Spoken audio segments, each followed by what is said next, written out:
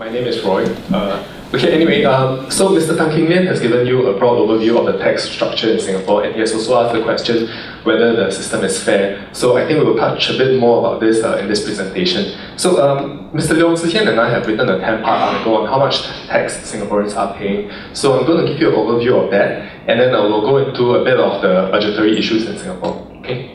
So for the start, I'm going to look at a comparative perspective with Sweden and Finland.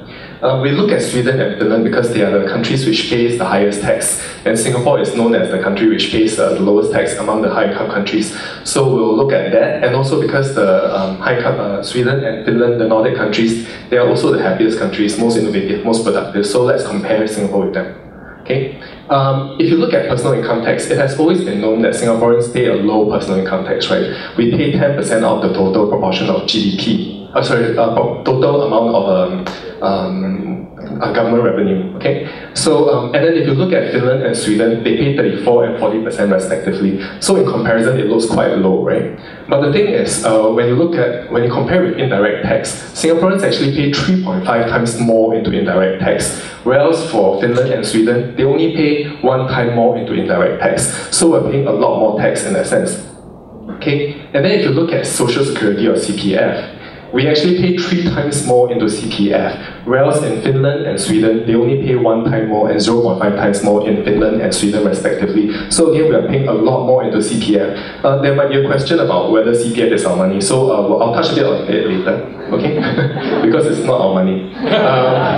Okay, so I guess I don't have to touch on that. Anyway, okay. So if you add it all up, if you look at how much Singaporeans are paying into tax, personal income tax, indirect tax, and Social Security, CPF, we're actually paying 86% into tax and CPF out of government revenue. Whereas if you compare with Finland and Sweden, they pay 94% and 97% respectively. So actually when you look at it, it's not very different. Singaporeans don't pay low taxes at all. Okay.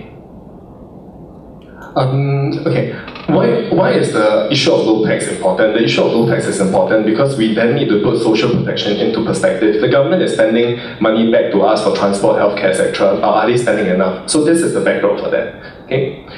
For personal, the other thing I want to touch on is on personal income. So we pay tax and social CPF, but the other thing that we also need to pay is out-of-pocket expenditure. The out-of-pocket expenditure that we've calculated is about 1 time more than what we pay into personal income tax and CPF. Okay, but when you look at Finland and Sweden, they don't actually have to pay anything else. They pay next to nothing for healthcare, for education, etc. Okay, so that means that if you add up, Singaporeans actually pay another time more on top of CPF and personal income tax if you include out-of-pocket expenditure. Okay, maybe I'll give you the per capita figures, it will be a bit clearer.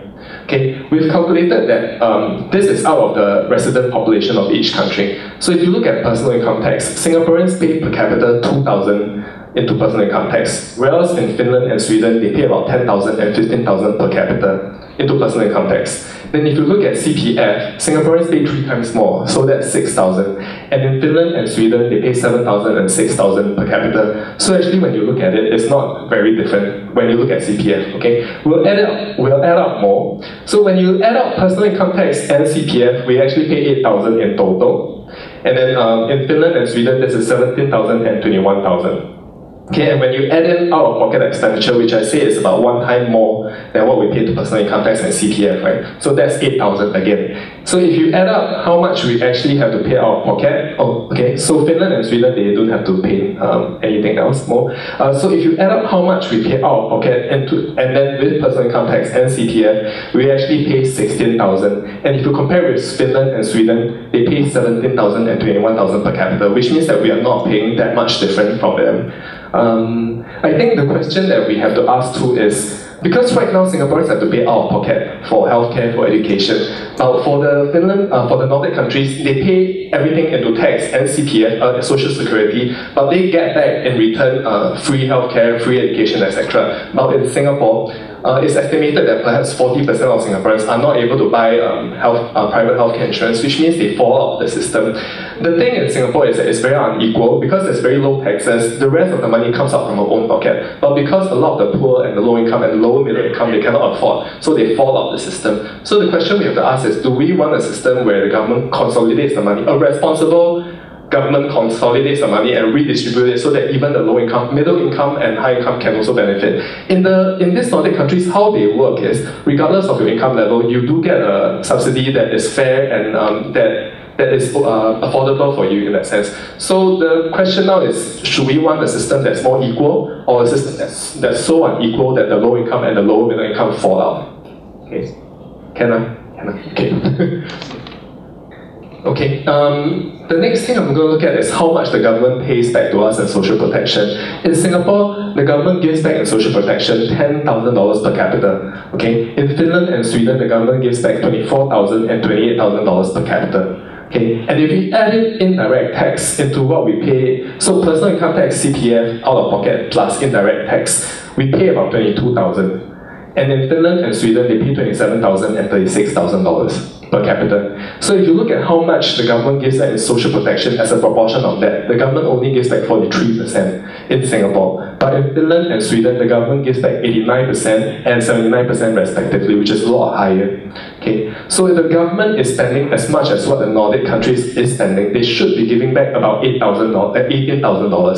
So that's about twice as much, which what this means is that there's actually a loss expenditure of about 8,000, which the government is not giving back. Okay, if you compare with the Nordic countries. Okay, so I want to move into talking about wages.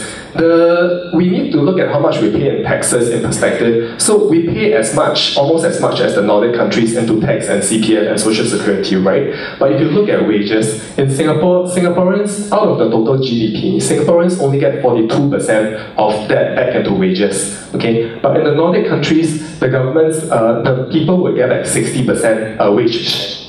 Okay, which means that Singaporeans get about 20 percentage points lower in terms of what we should get back in wages. For the other high-income countries, they pay 55 to 60% into wages, while in Singapore it's only 42%. Okay, so when you look at that in perspective, that means that Singaporeans, the median wage is about 3,000. So in a year, it's 36,000. Okay, so in Finland, they earn almost 160% more. They earn 56,000 per year. And in Sweden, they earn almost 170% more. They earn 60,000 per year.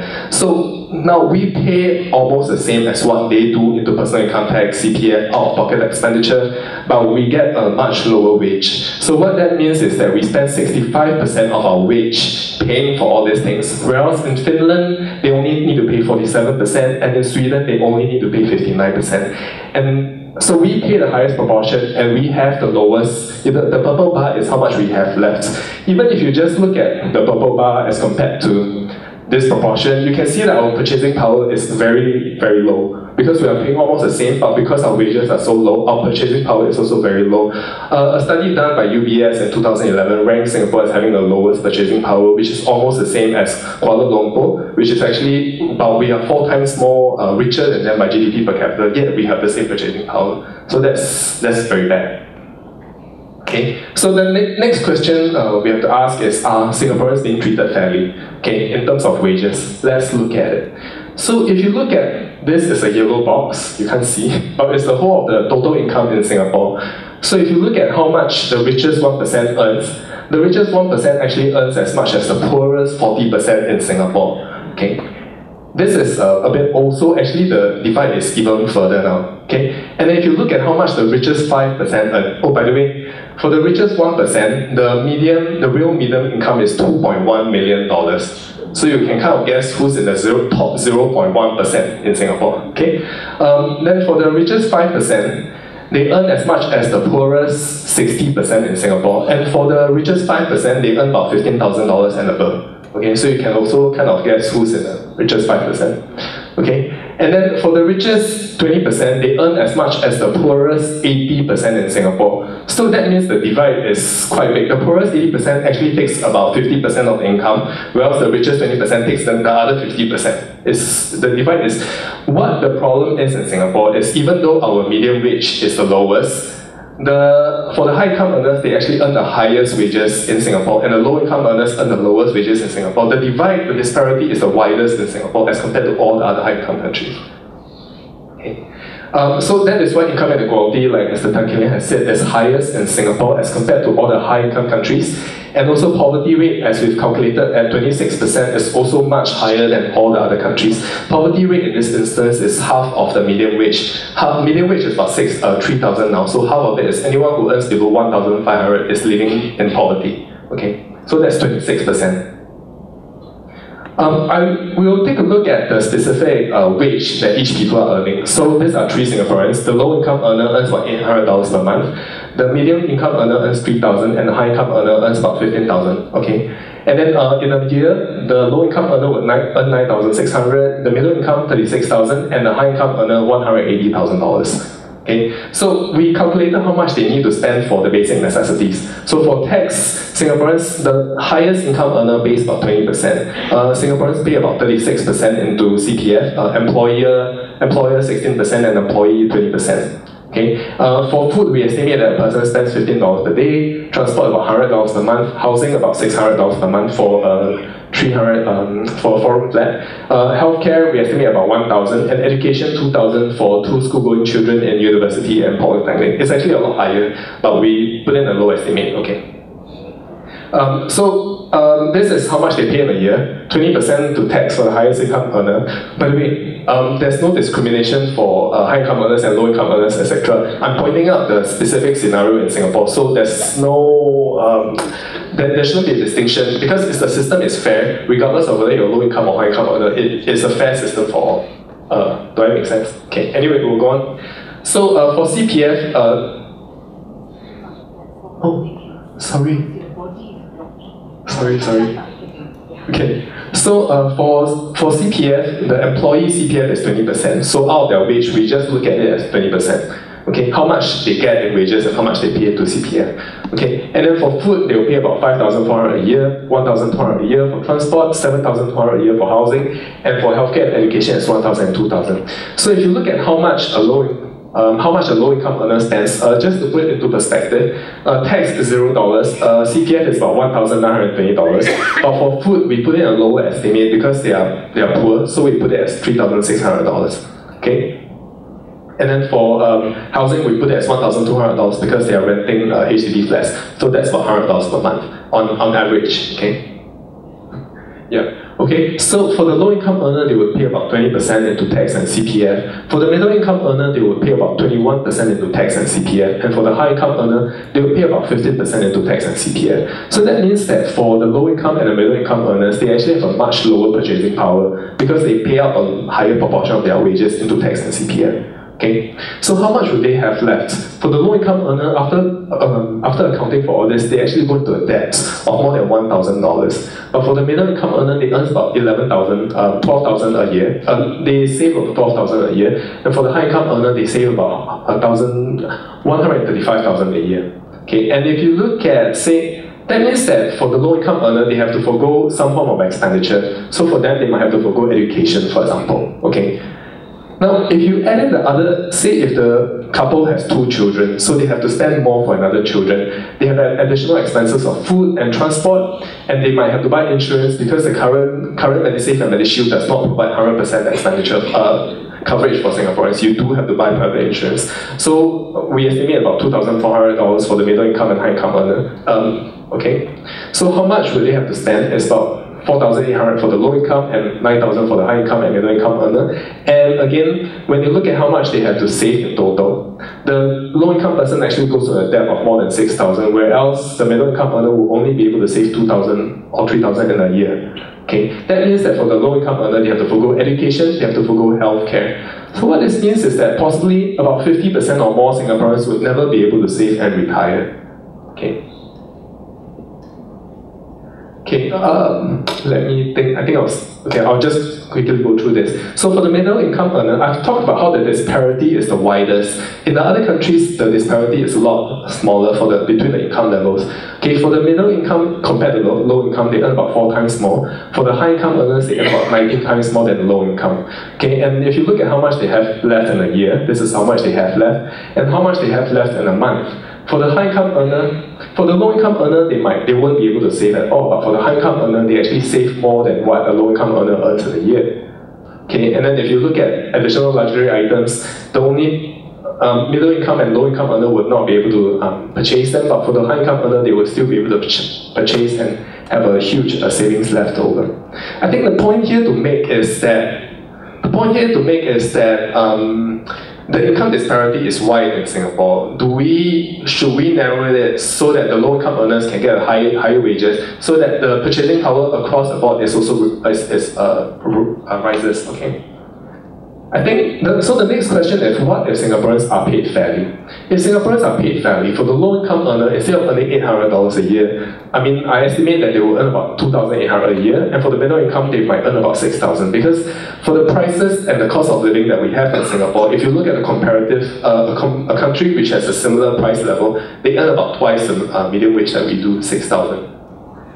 So after you deduct so that's the annual expenditure, and after you deduct for the expenditure, this is the savings that you will get. So at least for the low income earner, they will now be able to save instead of going to a debt. Okay, and the middle income earner would also be able to save a lot more. And this is compared to how much they are actually saving at this point. Instead of going into debt, a low income earner will be able to save more. Okay. And then if they want to buy a luxury item, say a car, even the middle income would be able to purchase a car at this point. And a car might not be a luxury item because for families it is a real need. Yeah. Okay. So even after you look at the savings that they have, everyone in Singapore will be able to save if we are able to ensure that everyone has fair wages, are paid fairly. Okay. Have asked, so do we have enough money in Singapore? We want to talk about increasing wages, we want to talk about having better social benefits for Singaporeans, but do we have the wages? And do we have the money to do so? And we do. Let's look at healthcare. For MediSave, there is 60 billion currently inside the MediSave amount, of which only 768 million is spent in a year, which is only 1.3%. And if you look at the MediShield surplus, from 2000 to 2010, there's 850 million in the surplus, but only 282 million is spent, or 33%. Okay? And for MediFund, there's 3 billion capital, but only 100 million is spent. So this is only 3.2%.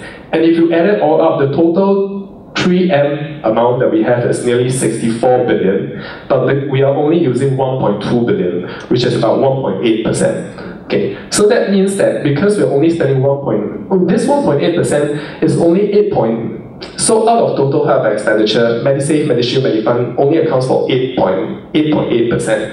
Okay, which means that because we have such low expenditure, out of the total government expenditure, the government only spends 30%. Makes sense. In other high-income countries, the governments would spend 70%, but in Singapore, our government only spends 30%. So if we were to spend as much as what the other high-income countries are spending, we should if we spend up to 10% of the whole total 3M amount, we would actually be able to meet that 70% target, and there will still be 90% left in that amount for investments or whatever uses. So there is still quite a significant number of money left in the 3M amount. Okay. And then if you look at the total health expenditure, like I said, the total health expenditure is 13.1 billion, out of which only 5.5% is through MediSave, 2.1% from MediShield, 0.7% from MediFund, and Singaporeans have to spend out of pocket 61.3%, more than 60%, and the government only spends 30%. So as I've said, in other countries, the government would spend up to 70 or more percent. Okay, on average it's 70%, but in the Nordic countries it's about 80%. So if you look at how much the government subsidies are, the 4 billion is actually only 6% of that whole 3M amount that we have.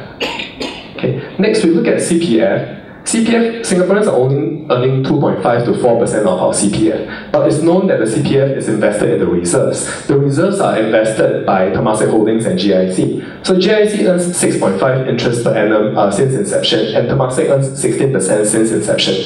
So now, if you look at how much we save for a person who retires at 65, based on for a medium income earner, so someone who earns about 3,000, when he retires with a 2.5 to 4% interest, they might retire with only 700,000 when they retire. But if they are able to get back the interest rates that the GIC and Temasek are earning, they might get back about 7.5%, which would be about 2.8 million. So this tax that we are now getting back, which is between 5 3.5% to 5% is known as the implicit tax, which is not being returned to Singaporeans. So if you, I think the next chart you can see is, in the total CPF balance, there is currently 248 billion in our CPF. So this is how much Singaporeans have contributed, nearly 250 billion, and of which only 11 billion was withdrawn last year. So, I mean, if CPF is really our money, why is there such a huge balance inside the CPF?